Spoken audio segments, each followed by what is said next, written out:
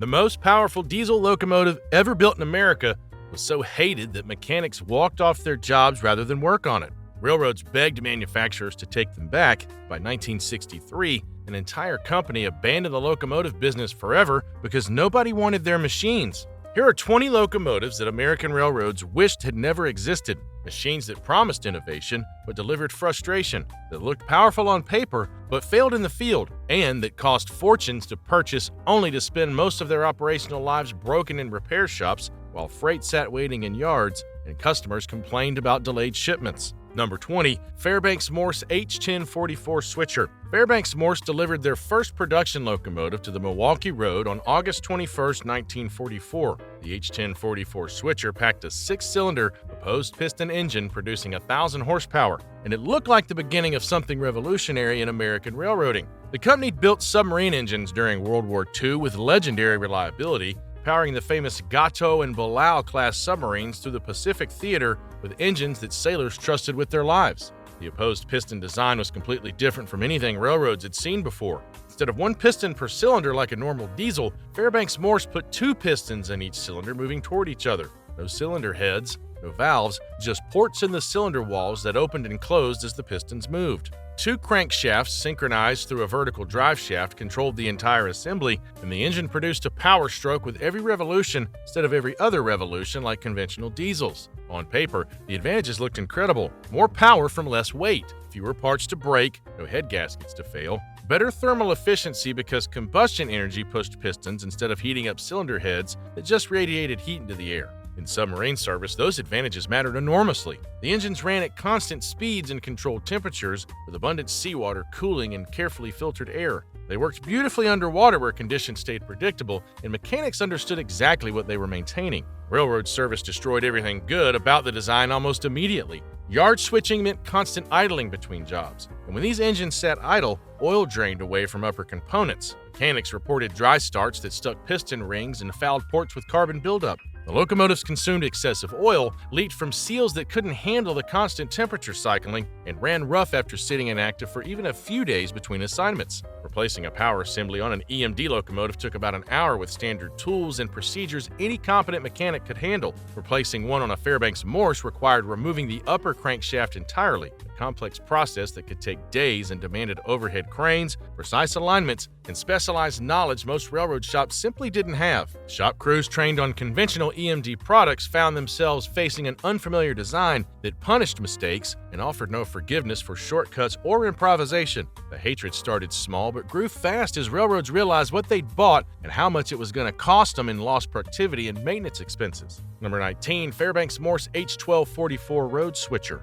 Fairbanks Morse thought bigger engines would solve the problems. The H1244 arrived with 1,200 horsepower from an 8-cylinder opposed piston engine, offering more power for road service and yard duties that demanded flexibility. The additional cylinders just meant more components that could fail. Overheating plagued the design in ways conventional diesels never experienced. The opposed piston configuration lacked the cooling effect that incoming fuel-air mixtures provided in 4-stroke engines. When these locomotives operated in hot environments or breathed exhaust-heated air from units ahead of them, the lower pistons overheated to the point of seizure. Western railroads running across desert grades watched liner damage accumulate at alarming rates. Some pistons seized completely, requiring complete power assembly replacements. A few units suffered explosions from thermal problems that closed-loop cooling systems couldn't handle. Mechanics who had grudgingly worked on the H1044 models started refusing assignments on the H1244 completely. Shop foremen reported crews walking off jobs rather than spending days fighting an engine design they considered dangerous and unnecessarily complicated.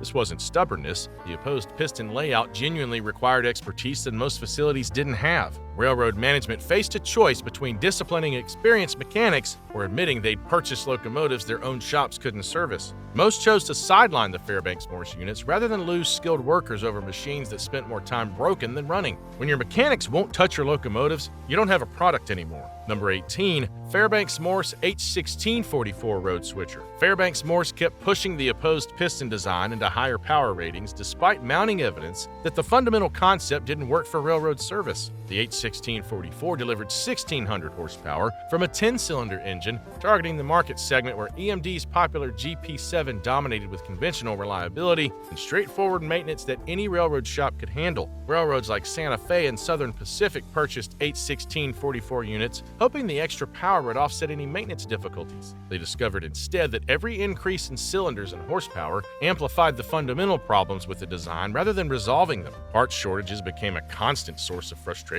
for maintenance departments already stretched thin by normal operations. EMD dominated the market with shares approaching 90%, which meant EMD parts were available everywhere, and mechanics knew EMD products by default. When an EMD locomotive needed a component, the part was probably in stock at the nearest supply depot. When a Fairbanks Morse unit needed something, mechanics waited weeks for components that had to be manufactured on special order or shipped from distant warehouses that stocked parts for a tiny fraction of the total locomotive fleet. Shop logs from railroads operating H1644 units show availability rates that made purchasing managers furious and operating departments desperate. Locomotives sat waiting for parts while freight piled up in classification yards, and customers complained about delayed shipments that affected their own production schedule. The high purchase price looked like a terrible investment when the machines spent half their time out of service waiting for specialized components that EMD users never worried about because the parts were always available. Fairbanks Morse couldn't build the support infrastructure that their tiny market share required.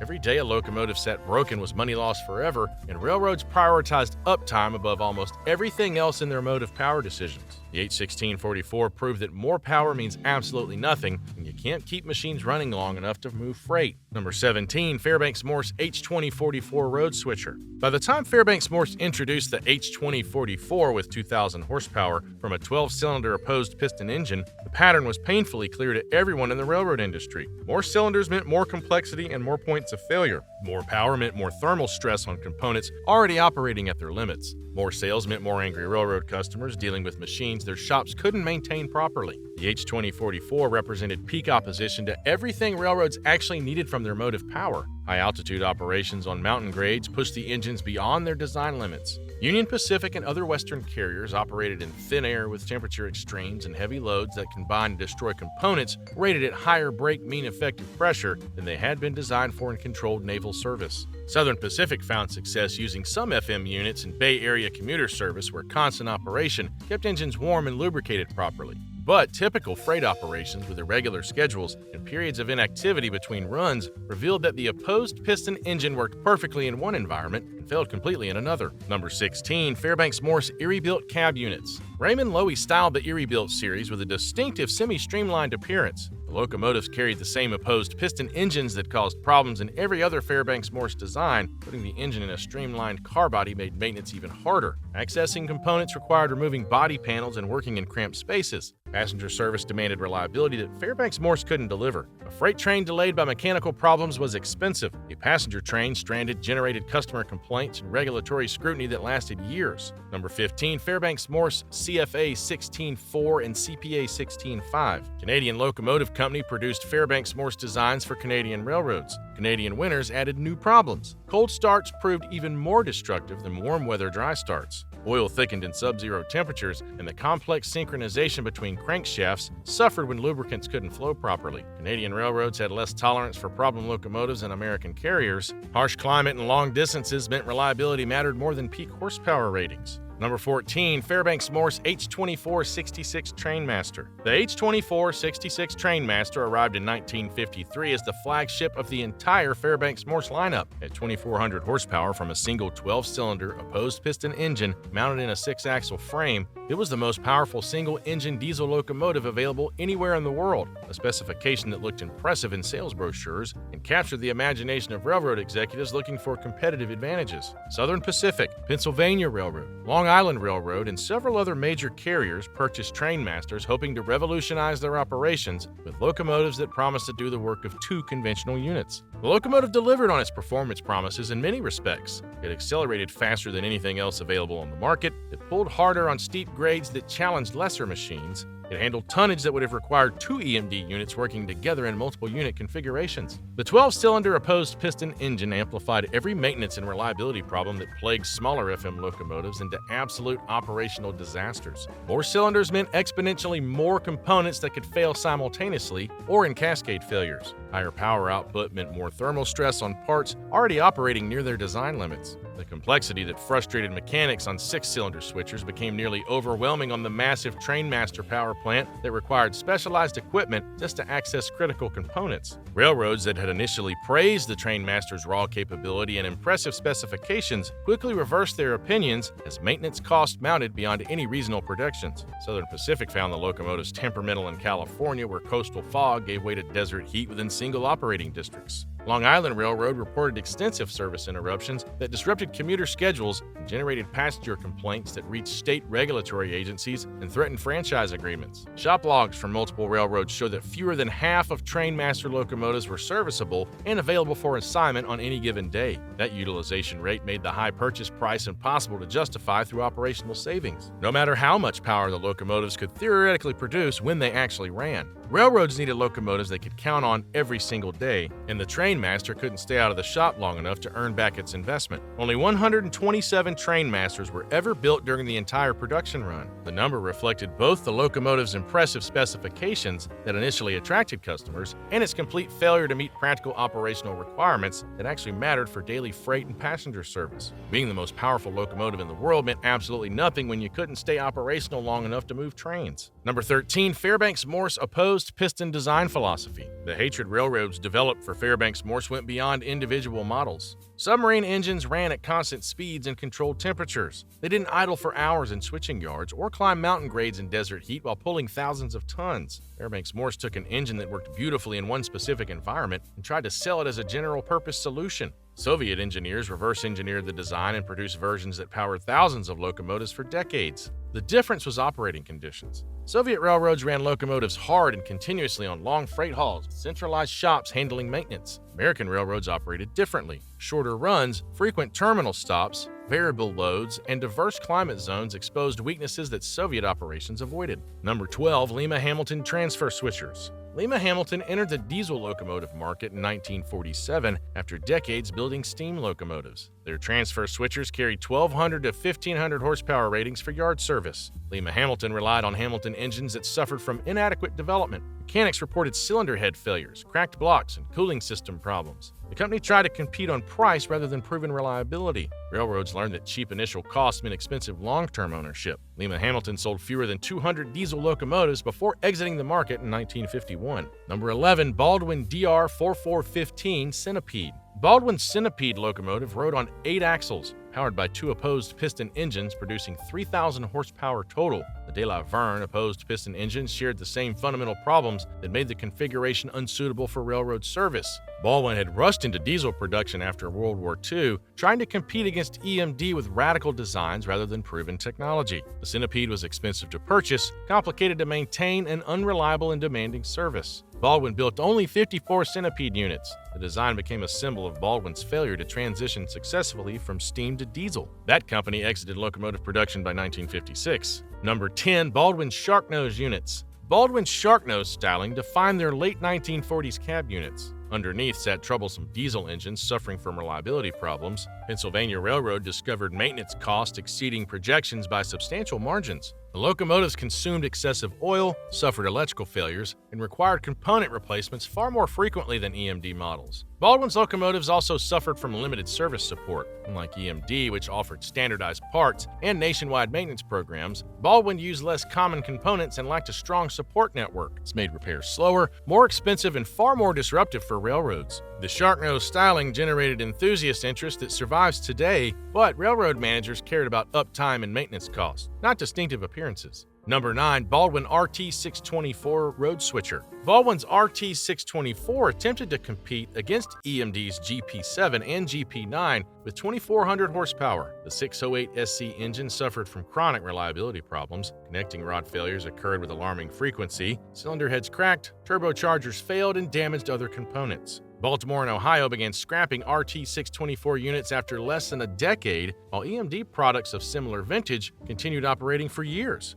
Baldwin's exit from locomotive production in 1956 left RT-624 owners with orphaned machines, having no manufacturer support. Number 8. Electromotive Corporation box cab units. Even EMD produced early failures. The box cab units from the 1930s created visibility problems and safety concerns. Santa Fe experienced a horrific collision in 1939 when a passenger train struck a gasoline truck. The box cab locomotive's fuel tanks ruptured, fire swept through the car body, and the crew died. EMD redesigned their locomotives with the cab at the front and engines behind, creating the hood unit configuration that became industry standard. Number 7. Alco PA passenger units. Alco's PA passenger locomotives carried beautiful styling but suffered from reliability problems. The 244 engine was rushed into production without adequate testing. Connecting rod failures occurred frequently enough that railroads kept spare engines available. Turbocharger problems caused power loss and smoke emissions. Santa Fe operated the largest PA fleet and struggled with maintenance costs exceeding EMD passenger units by substantial margins. Number 6. Alco's Century Series. Alco's Century Series represented a final attempt to compete against EMD in the 1960s. The locomotives used Alco's improved 251 engine, better than the troublesome 244, but still unable to match EMD's reliability. Electrical system problems plagued the Century Series, and by the 1960s, railroads had decades of experience comparing Alco and EMD products. The data showed EMD locomotives spent more time available for service. Alco exited the North American locomotive market in 1969. Number 5. EMD F69 PHAC. The F69 PHAC was built for Mexico's inner-city passenger service, featuring AC traction motors. The locomotive suffered from electrical system complexity that Mexican maintenance facilities weren't equipped to handle. Inverter failures disabled the AC traction system, parts support proved inadequate for specialized components. The F69 PHAC proved that even dominant manufacturers produce failures when they introduce technology before support systems are ready. Number 4. GE U50 and U50C gas turbine. General Electric's turbine locomotives used gas turbines to generate 5,000 horsepower for Union Pacific. The locomotives consumed fuel at rates making operations expensive. Turbine engines ran constantly regardless of load, burning expensive fuel while idling or coasting. The turbines required frequent overhauls with specialized equipment and training most shops didn't possess. Union Pacific operated the fleet for nearly 20 years, but rising fuel costs in the 1970s made the locomotives economically unviable. Number 3. EMD STL-39. EMD's STL-39 attempted to serve specialized low-axle load markets with a 6-motor locomotive on a lightweight frame. The STL-39 suffered from frame cracking problems appearing almost immediately. The lightweight structure couldn't handle the stress of 6 traction motors pulling heavy loads over rough tracks. Only 10 STL-39 units were built, one of the smallest production runs in EMD's history. Number 2. MLW M636. The Montreal Locomotive Works M636 offered 3,600 horsepower for heavy freight service. The M636 suffered from the same reliability problems plaguing Alco's American products. The 251 engine required frequent maintenance, electrical systems failed in cold weather. Canadian Pacific eventually relegated the M636 fleet to secondary service and retired them years before equivalent EMD products needed replacement. Number 1. Krauss-Maffei ML4000.